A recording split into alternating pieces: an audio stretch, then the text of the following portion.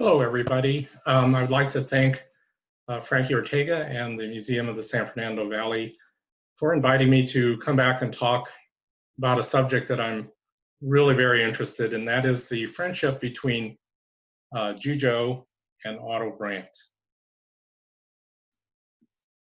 This is a picture of Zhuzhou and Otto Brant in their later years, in their 60s. What has fascinated me throughout the years with our family history is the personal relationship between Zhuzhou on the left, my great grandfather, who was an immigrant from China, illiterate, speaking broken Chinese, asparagus farmer, with Otto Brant, who was a mover and shaker in the Los Angeles real estate community in the late 19th century.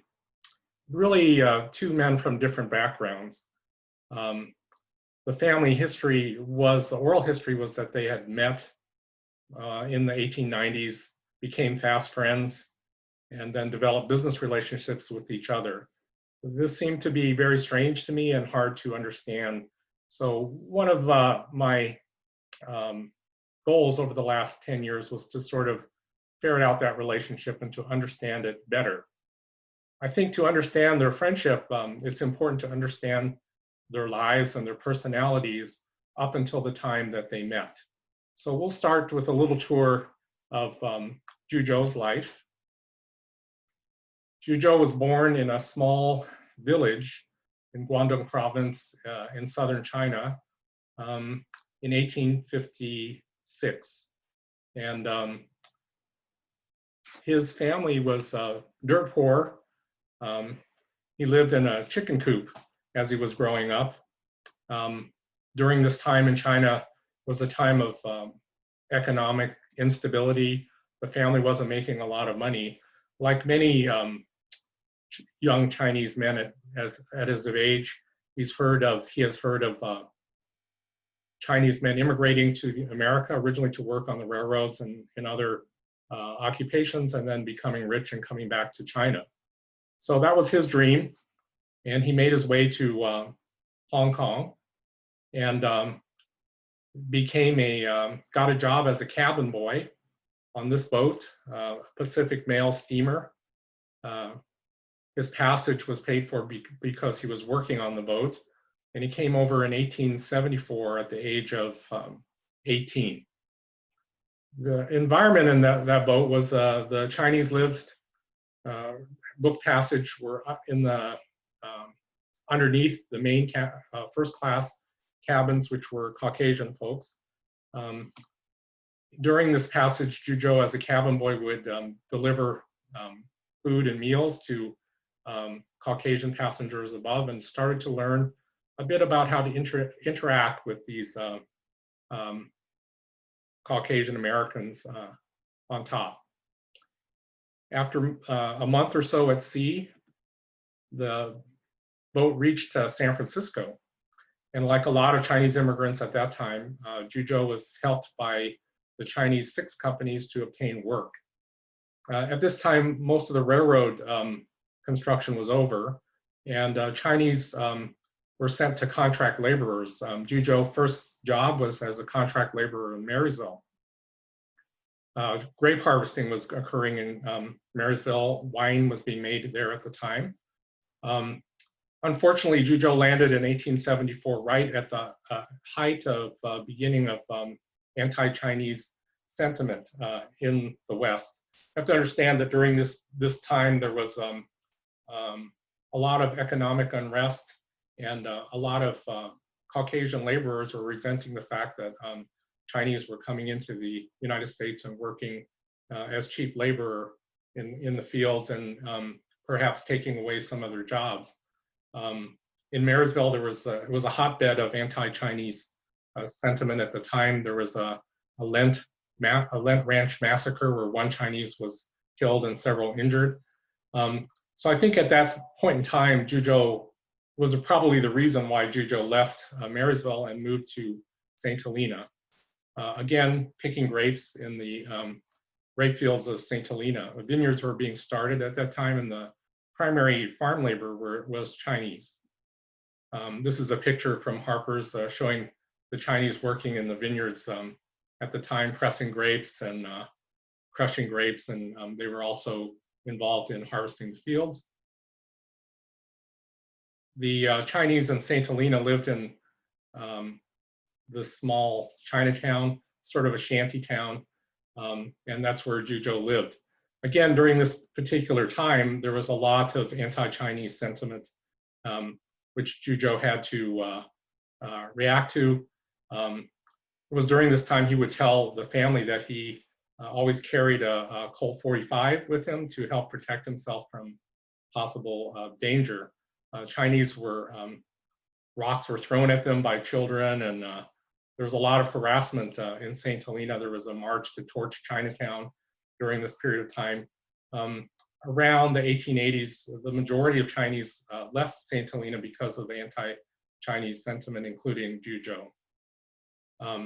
You know, the Chinese at the time were really opportunists. They basically, their goal was to make enough money to go back home. This was a bachelor society. Zhuzhou, like most of the people here, were single men, and their plan was to make enough money to go back to China, establish a family there, and just be here to make their fortune. So Zhuzhou's next job was to work on the Southern Pacific Railroad, which was then being constructed between Oakland and then down along the coast through San Luis Obispo. A lot of Chinese contract laborers were employed, as he was. This was difficult work. They were involved with grading and making tracks along the railroad, laying tracks. We think that Zhuzhou basically worked on the southern portion of the Southern Pacific Railroad along the coast, the coastal portion, until it got to around San Luis Obispo. At that time, there was a delay in construction connecting a line that had come up to Santa Barbara from San Luis Obispo across the Cuesta Grade. And we think that at this period of time, Zhuzhou was able to just leave his work there, cross across to the Santa Barbara area and take the train that was up to Santa Barbara at the time down into the Los Angeles basin. Again, Chinese were opportunists, as was Zhuzhou. So we followed him through his years as a farm laborer, then as a railroad worker. The next position that he acquired was as a houseboy or household domestic. I did a lot of research about Chinese household domestics during this late 19th century in the West. It was an interesting time. Basically, if you think about it, in the 1880s, 1890s, being a woman or a wife, middle-class wife, raising children and holding down a household was a very, very difficult job. There wasn't a lot of the labor-saving devices that we have now to help with washing and all the household chores. So like in a lot of other privileged areas of the United States, middle-class families and upper-class families would hire domestic servants. In the South, they were Black. In the West, there were no real easily acquired household servants until the Chinese arrived. Chinese men weren't really suited to this particular type of job. They were never household domestics in China. But like a lot of entrepreneurial immigrants, Zhuzhou was willing to fill whatever niche was available. Household domestic servants in the United States, it required most of these domestic servants to speak some English, and Zhuzhou had acquired through his time in the other fields of work to develop some English language skills. And so he looked for household work.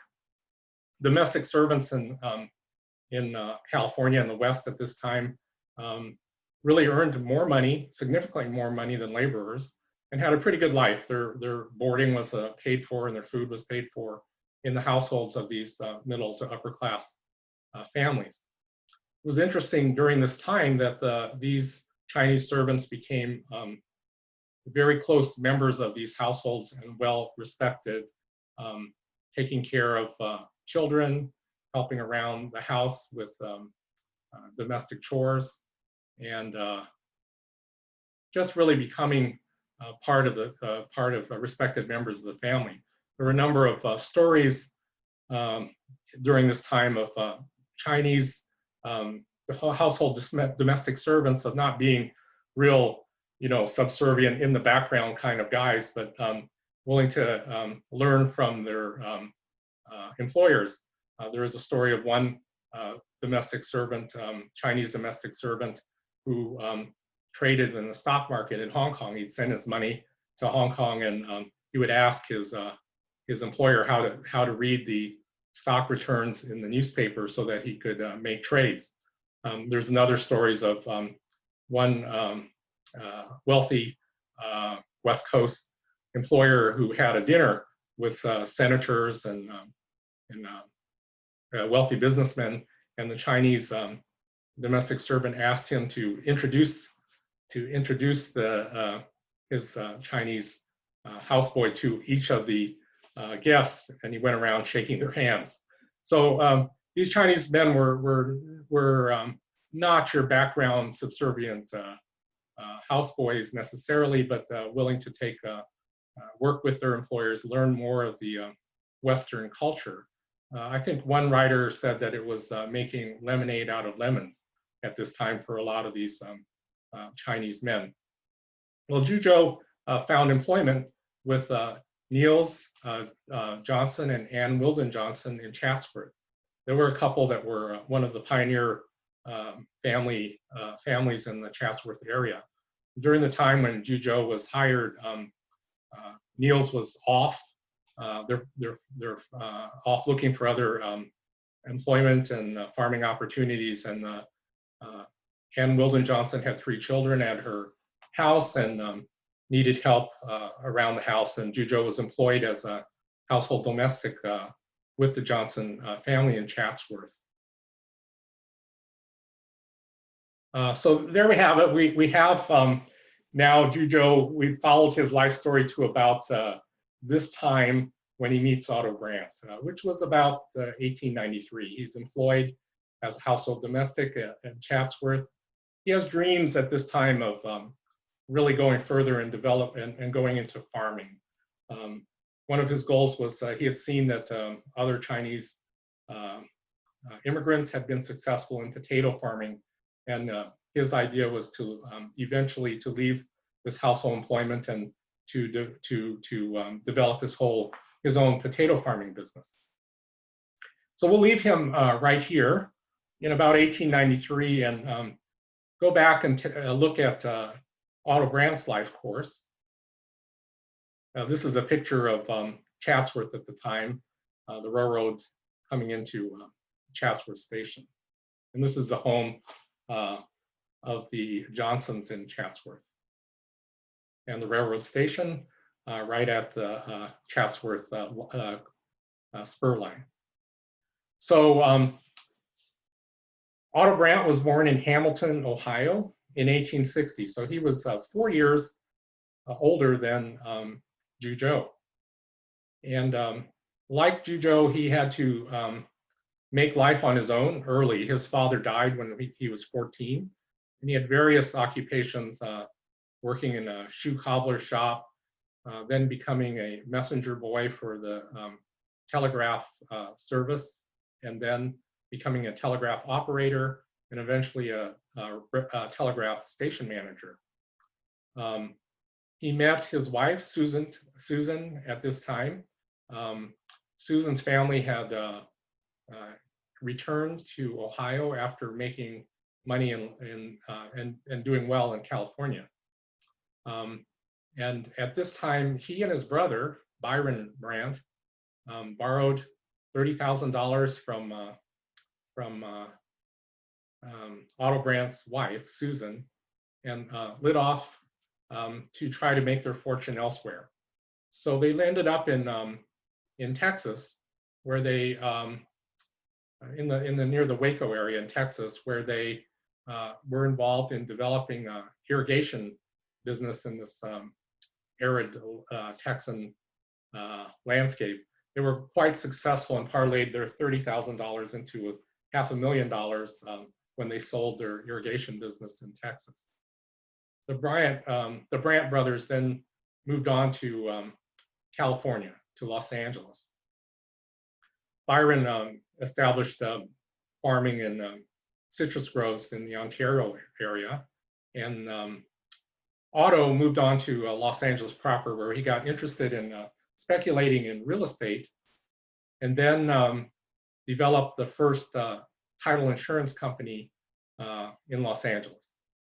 You have to understand at this period of time that it was very important. Title insurance was very important. There was a land boom, real estate boom going on in Los Angeles, and much of the title to these properties were very cloudy. There was Spanish land grants. There were multiple people claiming title to the same property. So an insurance company which would insure title that you would have clear title when you purchase the land was super important. And this was Otto Brant's business, which was pretty successful until there was a economic downturn right about the 1890s, and his business was sort of in shaky grounds at that time, and he was looking for new opportunities.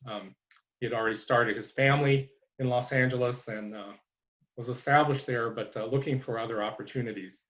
So here we have Otto Brant around the same time, 1893, as we followed Zhuzhou. Let's understand a little bit more about Otto Brant's character. Before I get into that, I just wanted to, this was a picture that the Brant family sent me of their Chinese household domestic, Wangzhou. At one point in time, we were confused and thought maybe the relationship was that Zhuzhou worked for Otto Brant and that he was their houseboy, but it turns out he wasn't. This is their houseboy, Wangzhou, and in the inscription behind the picture, it says, cook and nurse girl who raised the whole damn family and many of the neighborhood kids. So Otto already had a relationship with the Chinese man, a well-respected household domestic in his household.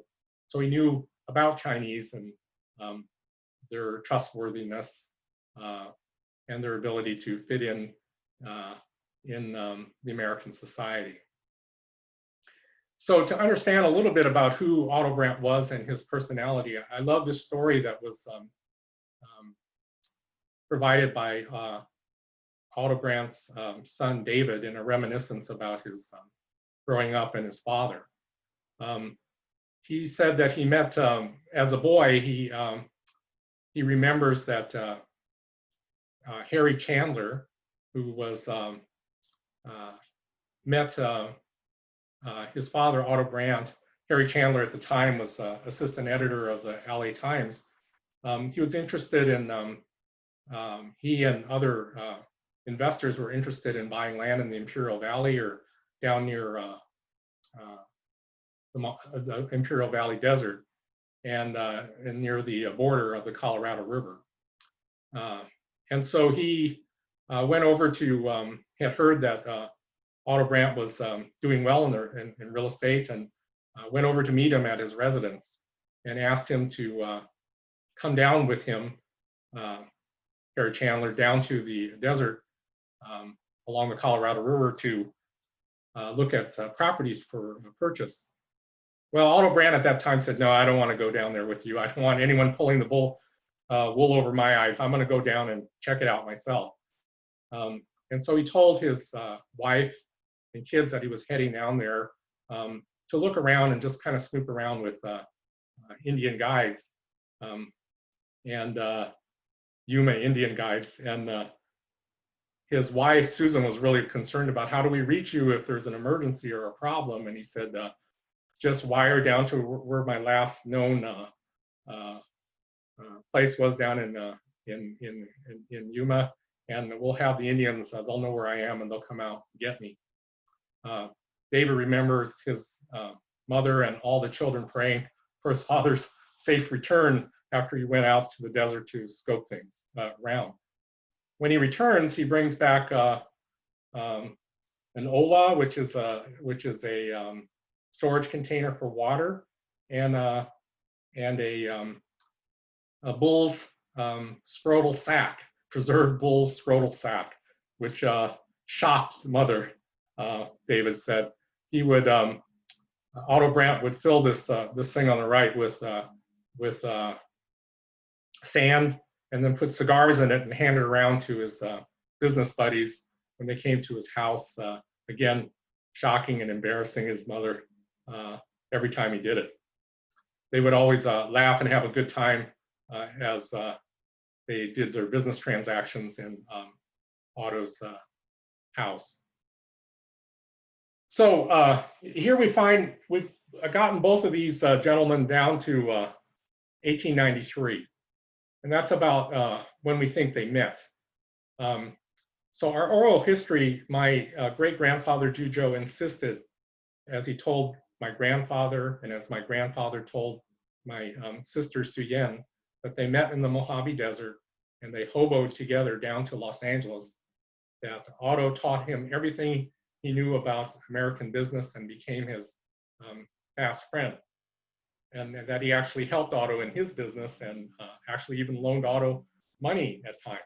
So this was a very, very strange story, which I didn't quite understand until I did a lot of digging as to how they could have possibly met in the Mojave Desert. So this is my conjecture about this oral history meeting between Otto Brant and my great-grandfather. Remember at the time, let's sort of figure out where they were at the time again in our story. Zhuzhou is a household domestic in Chatsworth, looking for establishing a potato farming business. And Otto Brant was having some rocky times with his title insurance company in Los Angeles and looking for real estate investments deals elsewhere.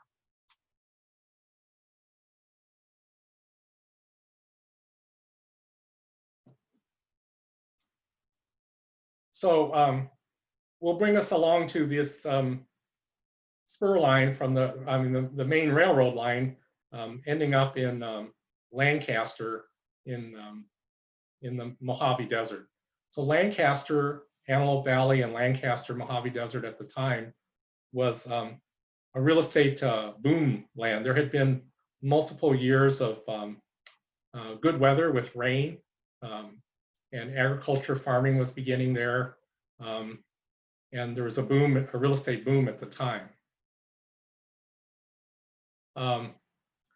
We think that, and so at this period of time, 1893, Zhuzhou, we find there is documentation that Zhuzhou had to leave Chatsworth and go to Sacramento to get a new certificate of identity. During this time, there was a Chinese Exclusion Act preventing Chinese from coming from China to the United States. And Chinese who were here legally in the country were required to have photo ID. He had gotten his original ID in St. Helena, and the records were held in Sacramento. So he needed to go to Sacramento around 1893 when he was required to get a new photo ID, where they had records of his previous ID. During this period of time, there were 3 classes of railroad cars on the Southern Pacific. The class that Zhuzhou would have taken would be what are called immigrant cars. These were basically converted freight boxcars with just rude benches inside and an open door. They basically had no windows oftentimes, and they were used for low-fare immigrant type people, and then converted back and used for freight at other times. So I think that in this period of time, in the Antelope Valley and Mojave Desert period of time where Zhuzhou and Otto Brant may have met, Zhuzhou would have been traveling either through Lancaster or back from Sacramento in one of these type of cars, whereas I think that it would have been also the 1890s a good time for Otto Brant to travel up to this the Lancaster area to look into real estate opportunities during the land boom at that time. He would have traveled probably first class or second class, and not in one of these cars. So perhaps the story of them hoboing back to Los Angeles was that after they met in and around the Lancaster area in the desert, they would have traveled back in one of these type of rude railroad cars back down to Los Angeles, and this may have been where the oral history of hoboing back to Los Angeles came. As we've seen from Otto Brant's previous history, he would have had no problems striking up a conversation with this Chinese man who was also poking around in the same area, looking for opportunities for potato farming, and striking up a conversation together. And then as they traveled back to Los Angeles, learning more about each other's dreams for the future. So there's this question of what was the business relationship between Otto Brant and Zhou, and what kind of relationship did this friendship involve? Zhou had said, there's an oral history that Zhou said that he had been involved with real estate with Otto Brant. He had never owned real estate himself, but had helped Otto Brant purchase properties. Again, we had no documentation about this until my father, who was a real estate appraiser for the city of Los Angeles, county of Los Angeles, was snooping around in some late 19th century grant deeds and found my grandfather's name on a lot of these grant deeds. So I wanted to sort of snoop around myself, and I'd done a lot of real estate, a lot of research into real estate transactions reported in the late 19th century newspapers in Los Angeles, and I came across this real estate transfer between Zhou and J.A. Lakey farm lot in Gardena for $4,250. In current money, that's about $230,000. Zhou said that he'd never owned land, remember, during this period of time. So how was he selling land, purchasing land, and then selling it for a major profit to other folks? So what I did was then look into these old 19th century grant deeds myself to understand how we search this out. The grant deeds are purchasing lands, where sales of lands are oftentimes recorded in the newspaper. In grant deeds, where they're recorded, the documents for grant deeds are recorded, the amount of money isn't really recorded, the purchase price isn't recorded, and usually it just says $1 or $10, it's a nominal sum in these grant deeds. But in the newspaper, sometimes you can find the real purchase prices. So I was able to find sales from Zhou to other folks in the newspapers, and I was able to find his purchases of land in grant deeds. And there were a number of these, but I want to kind of focus on one transaction, details of one transaction, which kind of explains, in my mind, what Zhou and Otto Brant were up to in terms of their working relationship. So in 1887, there was this Mexican land grant, the Felipe Lugo tract, 15,000 acres. And you see here that this land was offered up for the Rancho Portero de Felipe Lugo, and was owned by E.G. Baldwin, one of the major mover and shakers in the late 19th century in Los Angeles. So E.G. Baldwin was subdividing this tract in 1887 into 10 or 20 acre lots, being sold at $85 to $125 per acre. So then I come across a grant deed from E.G. Baldwin to Zhou. In various of these documents, Zhou is spelled J-U-E, J-O-E, or J-U-E, J-O-E. And Zhuzhou would tell my family that he would use either name. Oftentimes he would use Jew or J-U-E or J-E-W. Remember that the Jew is a Chinese character, and how it is written in English can be various transliterations of the phonetics.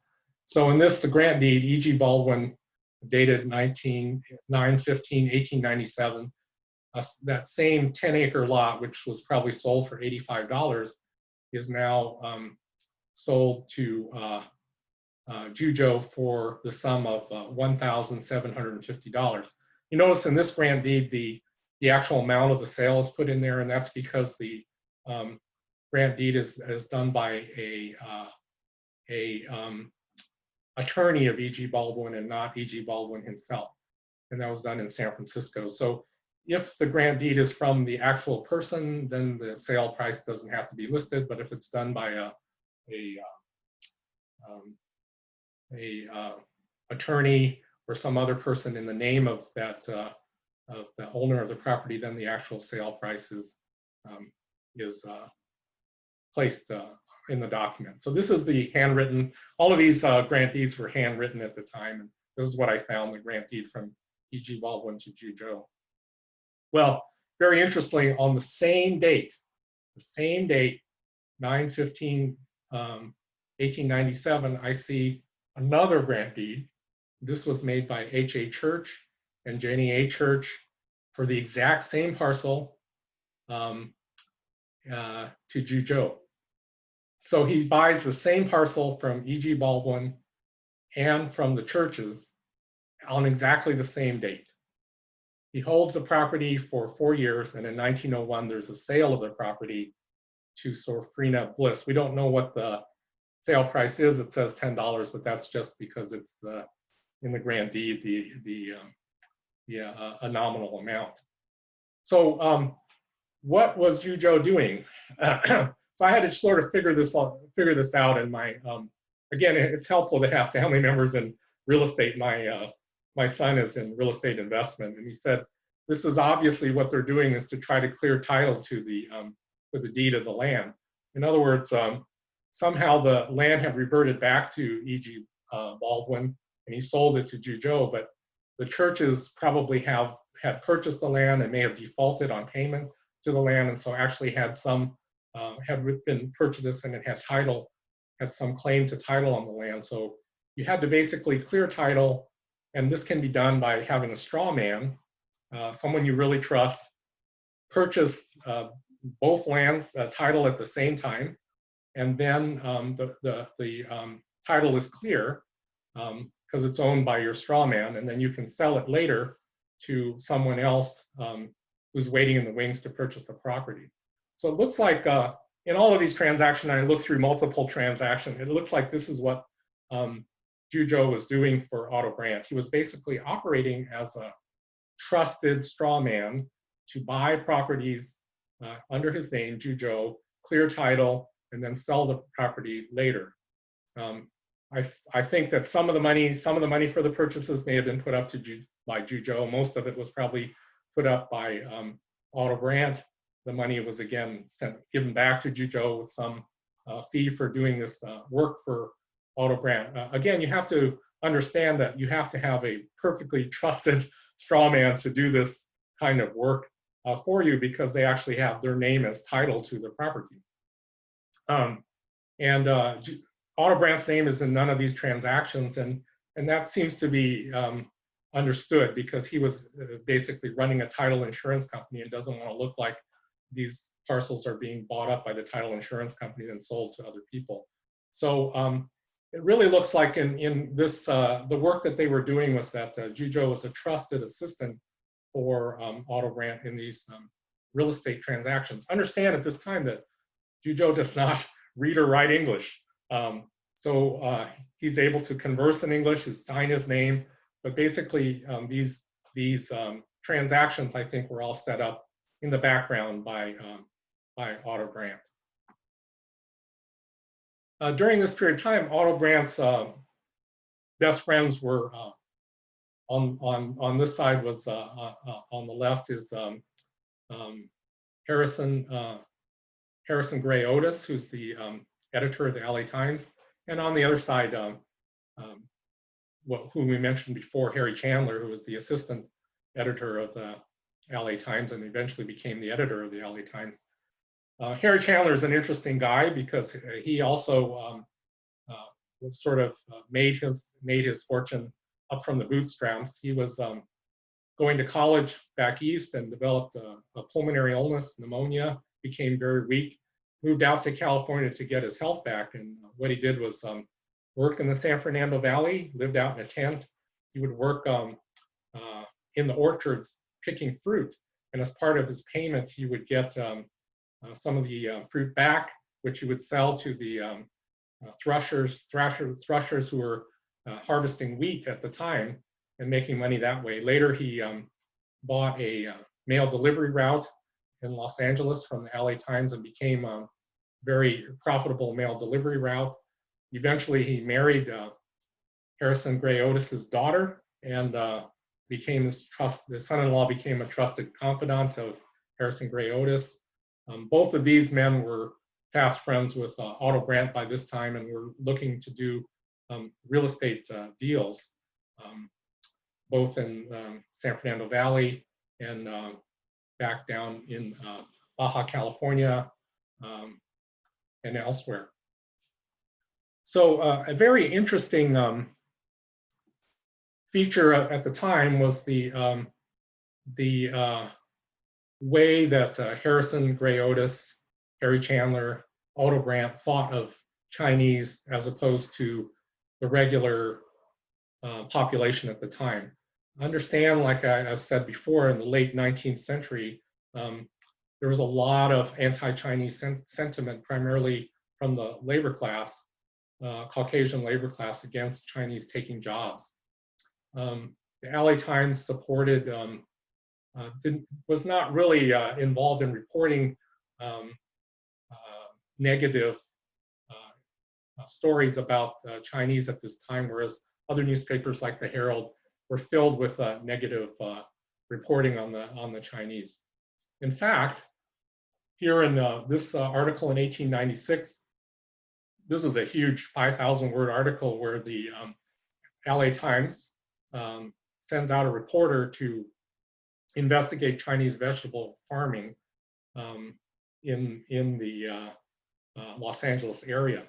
It's very interesting because although he's not mentioned in this article by name, Zhuzhou at this time was very successful in doing potato farming. He was leasing land to do potato farming in the Chatsworth area, probably through the help of his friend Otto Brant, and becoming very successful in the potato farming business. The article goes into talking about how the Chinese do this, and basically they point out that the Chinese owners of these potato farming operations don't own the land but lease the land and actually work along the land with their laborers and have significant profit from the potato farming. In fact, I'm going to read this little piece from the end of the article to give you an idea of how the LA Times feels, and also the LA Times editorial content at this time was very significantly controlled by Harrison Gray Otis and Harry Chandler. So it gives you an idea of how they feel about Chinese, as well as how they may have been feeling about Zhuzhou, who they knew through Otto Brant at the time. The accumulated property of the Chinese farmer is in money. He makes no investments in property of any kind. He can leave the country almost on a day's notice and take with him all his possessions. Their checks being few, they become valued customers of the banks, for they leave their money untouched on deposit for long periods. They have full confidence in the banks, which are all of the American sort. And it is notable that during the financial panic which closed so many banks in the city 2 years ago, very few Chinese disturbed their deposits. There are certain elements in connection with this kind of farming that do not appeal to the American, and chief among this is the fact that he does not like to go upon leased land. The Chinaman knows no better. He has been a serf of land in his own country, and it is but natural that he should not take umbrage at being such here. But the American who has come down from an ancestry of tillers upon their own lands does not like the idea of taking a yearly lease. He cannot buy land, for the price asked is too high. It would seem wiser for the out-of-work man to rent a piece of land. If he can find a landlord who will forego collecting rent in advance and get to work on the land after the Chinese fashion. He can work better than they do, though he may not work so hard, and he can make a good living and clear $58 per acre per year, which, if he has 10 acres of land, will give him more money at the end of the year than is possessed by most men. All right, so in 1902, Zhuzhou, having made quite a bit of money through his potato farming business and also through money that he's gotten working in the straw real estate business with Otto Brant, decides that his time in America is over. He's made his fortune, and he departs on the SS Nippon Maru steamship back to China. He leaves his farming operation with his youngest brother, Jushi, who he has sponsored to come here to the United States. Jushi's, the plan was for Jushi to continue his farming business. Jushi also wanted to go to college and be educated as a mining engineer while running the farming business in the Los Angeles area. The plan was for the younger brother, Jushi, to continue sending money on a monthly basis back to his eldest brother, to his older brother, Zhuzhou, back in China. So everything is set now, and Zhuzhou returns to China, never planning to come back to the United States. He has done what most Chinese sojourners have wanted to do, make their fortune in the United States and return to China to get married. At this time, in 1902, Zhuzhou is 48 years old, and he marries my great-grandmother, Long Shi, in an arranged marriage. She's 19 years old. They have two children, my grandfather, San Tong, and his brother, San Yu, who are both born in China. My great-grandfather, Zhuzhou, built a sturdy brick house in China that still is there today. This is from last year, a picture of the house taken by researcher Hong Yan, who visited the house in China. So it's still standing, and members of our extended family still live there. But what happens is that a very interesting thing happens. Zhuzhou's brother, Jushi, unbeknownst to him, sells off the land and the farming operation, takes all the money, and goes to Paris for an extended vacation. This is a shock when Zhuzhou finds this out. And at this time in China, the economic stability is way off. Again, he has really no source of income. There's no farming to be done, significant money to be made from farming in the area. So Zhuzhou decides that he needs to leave his family, his wife and two children, and return back to the United States. He's returning back in this ship. This is the SS Mongolia. We have the documents on his voyage back. There's one big problem, however. At the time, there was laws that prevent laborers having left the United States who were returning back from China. The only way you could do this was to get a return certificate and not be in China for more than a year, and also show that you had at least $1,000 in the bank in the United States. Otherwise, because of the Chinese Exclusion Act, even if you were here legally and went back to China, you could not return. Zhuzhou had not arranged any of this prior to returning. He had no return documents. He had overstayed anyway in China for over a year, and there was really very little way that he could get back. So how did he get back to the United States? It's very interesting, because in his immigration documents, it just says that after an investigation for a couple days, he's ordered to be landed by telegram from the departmental office in Los Angeles. So what happens is we think that through, and this happens with a lot of, or happened with a lot of Chinese who came over who were known by Caucasians, is that if they had benefactors like Zhuzhou had a benefactor in Otto Brant could pull some strings and arrange for his re-immigration back to the United States, despite him not having the proper documents. So this is a picture of, courtesy of the Brant family, of the Otto Brant at the time when Zhuzhou returns in about 1906 with his family. He's very prosperous at this time and lives in this house in Los Angeles. One of the first businesses that Zhuzhou establishes back as he returns, besides also starting up potato farming again, is a saloon business. He goes into this saloon business with one of Otto Brant's associates, a man named Thompson. They both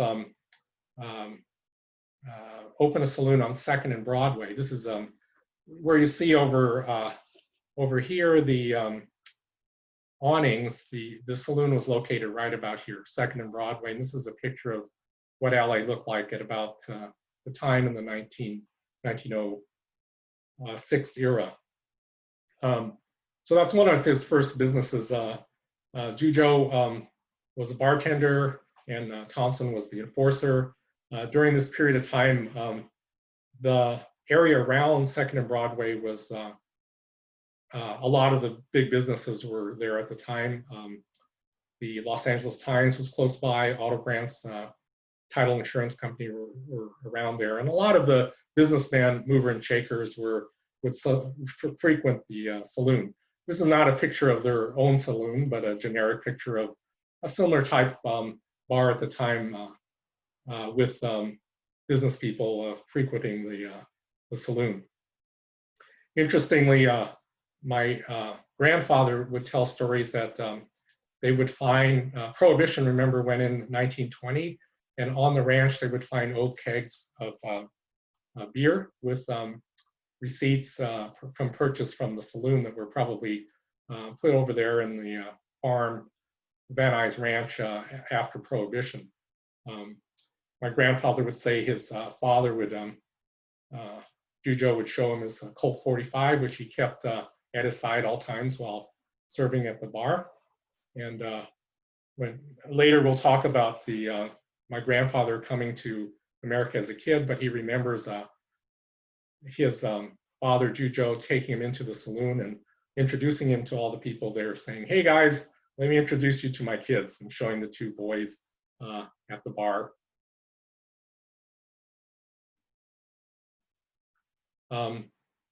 This is a picture as they got older, Otto Brant, Harry Chandler, Harrison Gray Otis.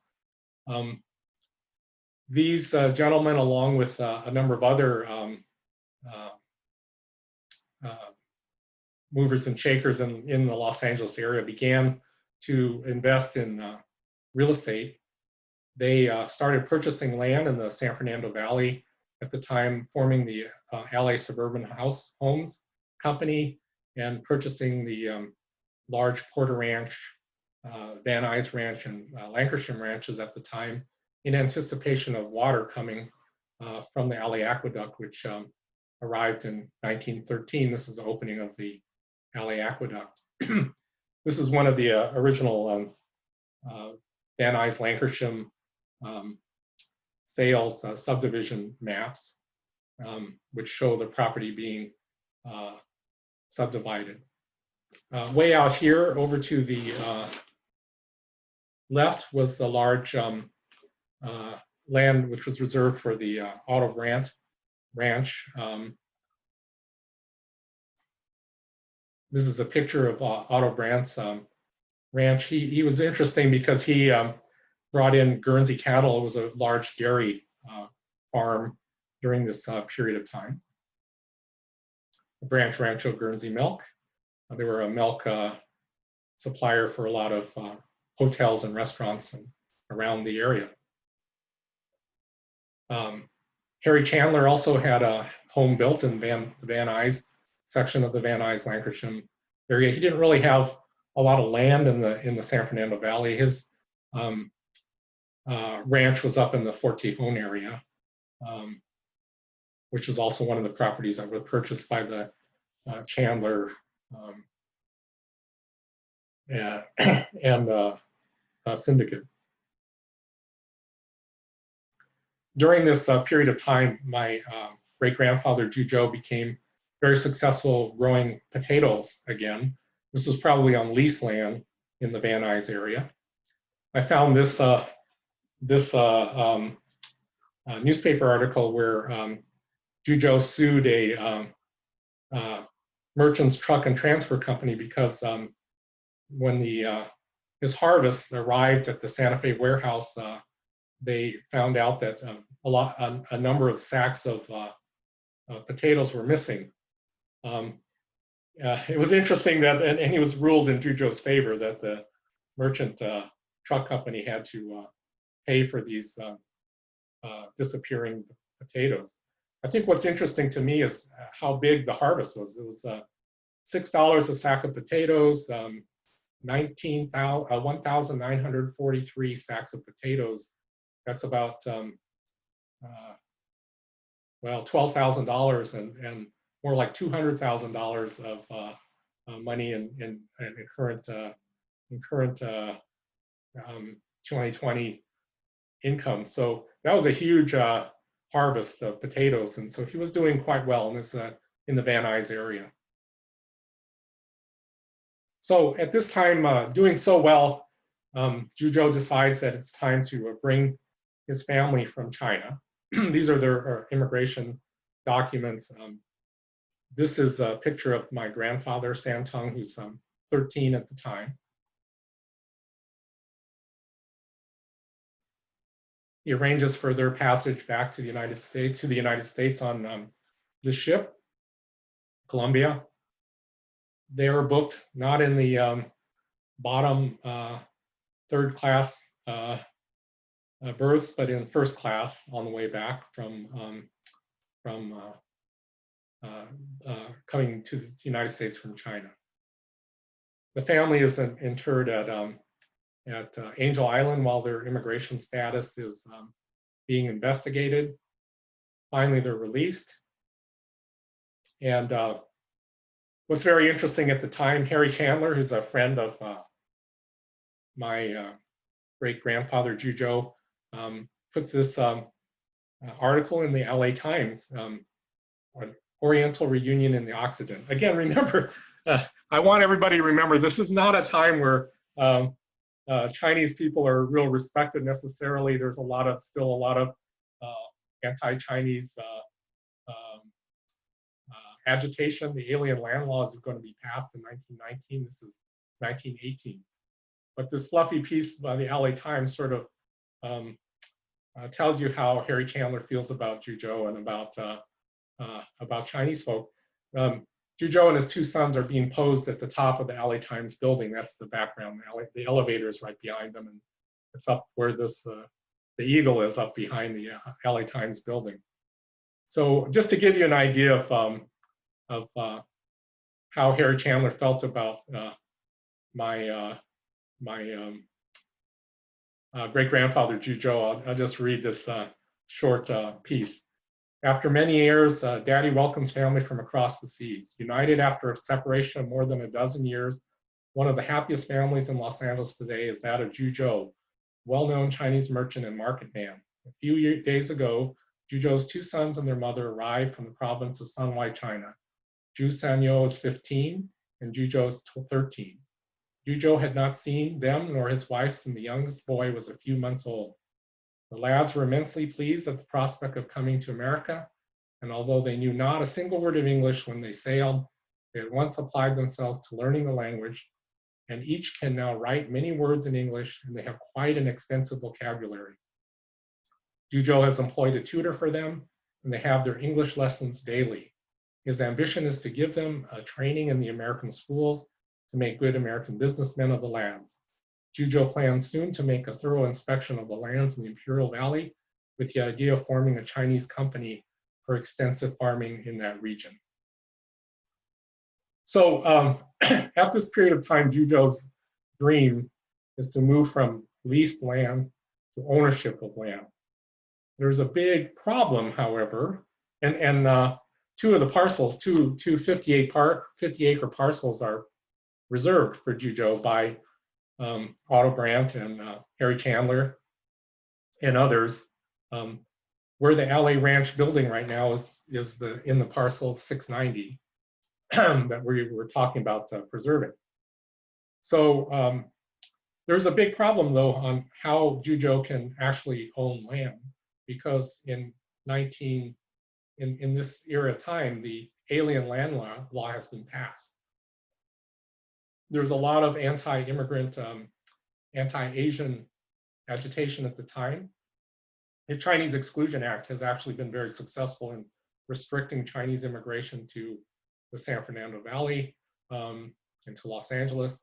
However, there's a gentleman's agreement with Japan to allow Japanese laborers to come in the early 1900s to the Los Angeles area. And so there was, in California, there was a huge outcry against this and not allowing Japanese to own land. So the alien land law prohibited Asians born overseas and not born here and not having American citizenship to own land. So vote yes on proposition number 1, alien land law, to prevent the Japs from owning our land. So that was passed.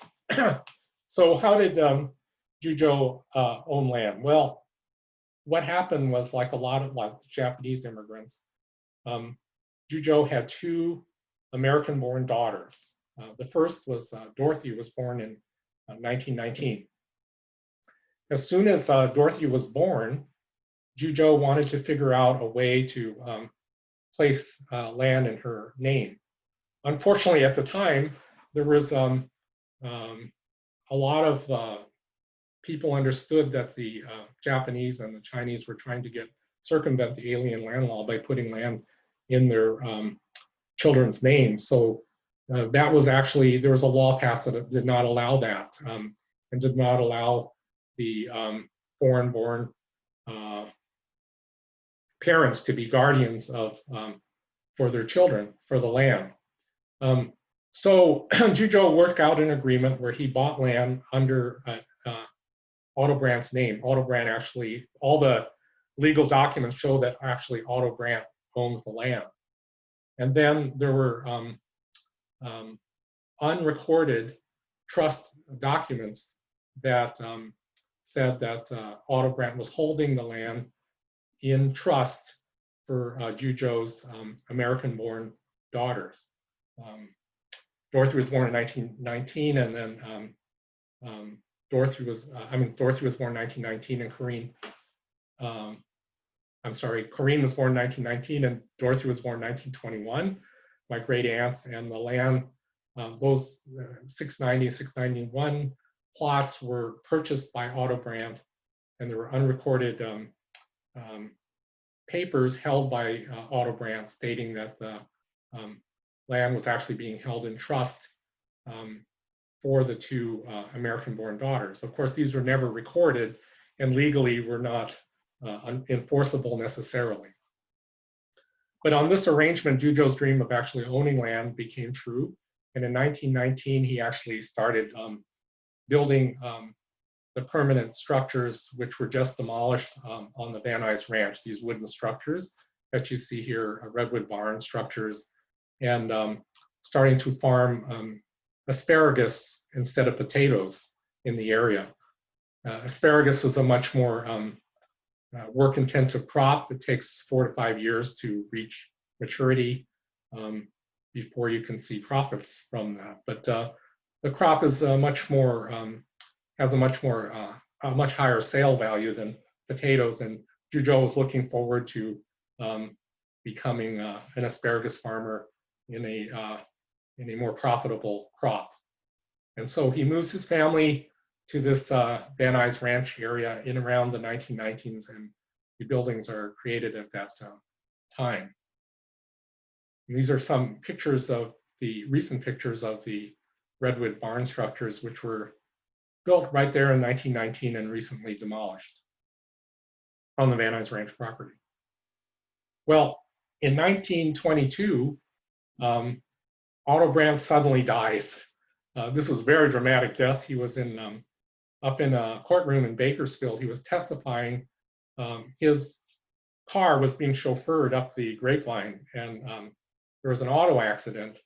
And the person who the person who was suing Otto Brant was suing him, claiming injuries. Actually, Otto Brant thought that the guy was a total liar and was very upset. He had just testified in this trial and was listening to the testimony of the person claiming injuries against him when he got very upset and had a sudden heart attack and died in the courtroom. Very interestingly, several years after Otto Brant's death, there was a major lawsuit brought on by E.E. Easton, who was a business associate of Otto Brant, and claiming that Otto Brant had deeded him large amounts of the Brant family estate and fortune and lands to him. And he had signed documents from Otto Brant stating this. The family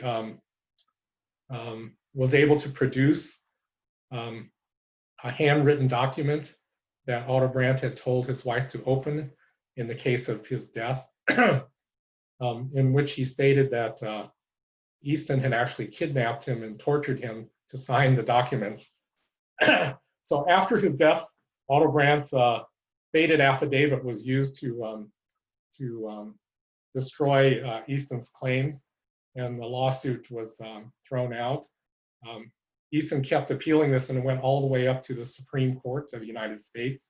He actually started suing, in addition to Otto Brant, Chandler and other associates of Otto Brant for part of the real estate fortune, but it was eventually thrown out by the US Supreme Court in 1927. Well, interestingly, at this time, here is Juzhou with his family. This is Sanyu here, to the right of Juzhou, and to the left is my grandfather's Santong and his daughters, Corinne and Dorothy, and his wife, Longshu. Circa about 1925, after his friend Otto Brant dies, and after he's aware of the lawsuits that are occurring between Easton and the Brant estate. It's during this period of time that Juzhou gets very worried about what's going on. The unrecorded documents which put the Van Nuys land in these two girls' names are in unrecorded documents held by Susan Brant and the Brant estate. But he's really worried that they may not honor those unrecorded documents, and he may lose control of the land, especially in the fact that the Brant estate is being involved in a major legal lawsuit at the time. So Juzhou engineers a way out of this by having my grandfather, Santong Ju, purchase false papers as an American citizen. So he goes up to Seattle and purchases a false name, Lee Wai Pak, and actually my father's name is Jack Lee Ju, and he has alternate birth certificates if they were going to use the Lee name versus the Ju name. This scheme was in place for a year or two, but no real estate transactions were actually done. The plan was to sell all the land that was held by Otto Brant's estate to my grandfather posing as an American citizen. Remember, he was born in China and couldn't own land and was not an American citizen. But my grandfather, Juzhou, and the family discovered that the Immigration Service had realized that this false name had been sold to multiple people, and they were onto it and were trying to find the people who were using these false names. So they basically abandoned that plot and my grandfather resumed using his normal name, as did my father. Otherwise, we'd be Lee and not Ju. San Yu, also known as Sam, my grandfather's brother and the firstborn of Juzhou's sons, dies. And so my grandfather remains the last remaining son of Juzhou, and now the major person running the ranch operations. Juzhou becomes very, very successful in his asparagus business.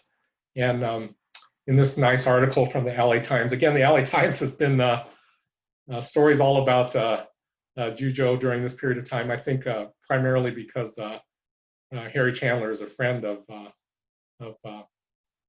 Juzhou's. So this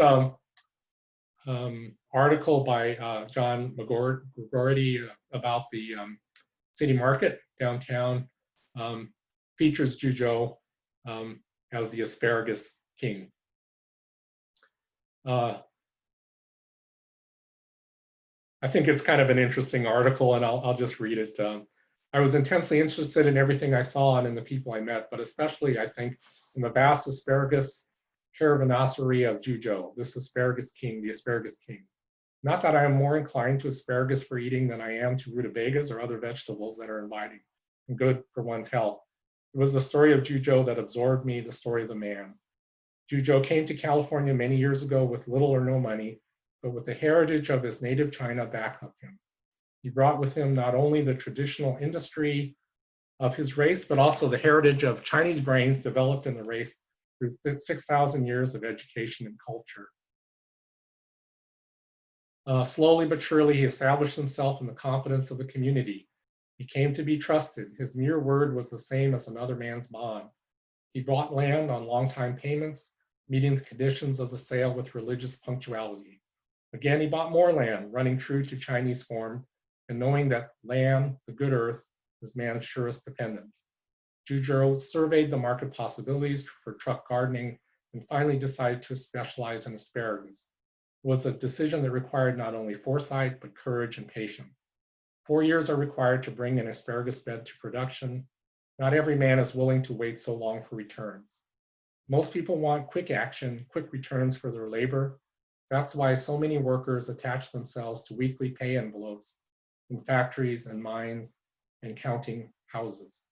Juzhou was different. He could wait 4 years, and he did. Now he operates and owns 700 acres of producing asparagus, which he disposes of at top prices, not only in his own local market, but broadcast throughout the country. He has sold asparagus as high as $1 a pound. He is the only man in America who grows that vegetable every month in the year. It was a long, hard struggle, but this man went through, and now he's grown to be a little old. My great-grandfather Juzhou dies, like Otto Brant, suddenly in 1941. He was in his his dirt-floored cabin. He spent all his life living very simply, and even though his family was in a house nearby, he would live in his own little bachelor quarter, wooden cabin on the ranch property with a dirt floor. And it was in that property that he became very ill. My father remembers him calling out, my father running in there and him being in extreme pain, abdominal pain. They wanted to take him to the doctor, but he refused to go, and he died in several hours. I think most likely he probably had a ruptured aortic aneurysm. At least that's what I'm thinking from a medical standpoint. So at this period of time when he dies, basically the land has been passed by the Brant estate to each of the American-born daughters, Corinne and Dorothy. They hold title to all the land, the Juzhou farming operations. My father, their brother, Santong, doesn't hold any title to the land because at this period of time, the alien land law is still in effect, and he's not allowed to own land. So that's where we're going to leave this story from my part of it. And we'll go back and circle back to these two guys, Zhou and Otto Brant. So I think we've gone full circle and presented the nature of their relationship, how they got to meet each other and develop their relationship with each other. I think basically when I think about this, they were fellow travelers. Both of them personality-wise were very similar. They were humble men who were not into flaunting success. Otto Brant, everybody says in all the writings about him that he was the quiet, silent man behind the big five of the LA Suburban Homes company. You don't see streets named after Otto Brant like Sherman Oaks or Chandler Avenue. And you can't even find a Wikipedia entry about Otto Brant. So although he was part of this mover and shakers in Los Angeles, we don't hear about him too much. And that was primarily because he was retiring, somewhat humble man, not given to flouting his success, and a self-made man. I think he recognized in his friend Zhou, a fellow traveler. Zhou was also a self-made man, one of those pioneer personalities of the late 19th century in Los Angeles. And I think that they really developed an understanding about each other, even though they were from different ends of the earth, but they were fellow travelers and fellow dreamers in this early history of Los Angeles. So I'm going to leave them in the back where they met each other in the Mojave Desert, and leave you all with this piece of writing from my Auntie Suyen in her unpublished novel, which is called The Legend of Zao, an epic fable based on a true story. I read this way back when Auntie Suyen gave me her novel, and it really got me on this long search to understand their relationships. And whether it's true or not, the fictionalized story of their meeting really kind of got to me and expresses, I think, after learning all the real facts about the relationship, some of what their true relationship may have been like. So I'm going to quote from her novel. Crossing the Mojave, Joe came upon a rare creek. Leaning over that flow, he caught sight of a varmint's approach. Howdy, bold Otto F. Brant, and he honed for Joe an easy grin. Will you share that juice? Joe dipped his Stetson in assent. After the sun began to drop, the two men edged beneath a footbridge for the night. They saw the moon lift over the stars, and it was a disk radically bright, as found nowhere on Earth except for strays crossing the soundless stage. Otto F. Brant began to tell his life story to Joe. Their talk dwindled as the sky fell purple, and by midnight their tales began to intersect around the campfire's corona. Otto F. Brant offered Joe insight on the desert canon. He spoke of what pioneers practiced in that place the Padres revered as the city of angels. Thank you so much for listening to this story, and I'll turn over the meeting back to Frankie. I think there'll be some time for questions later.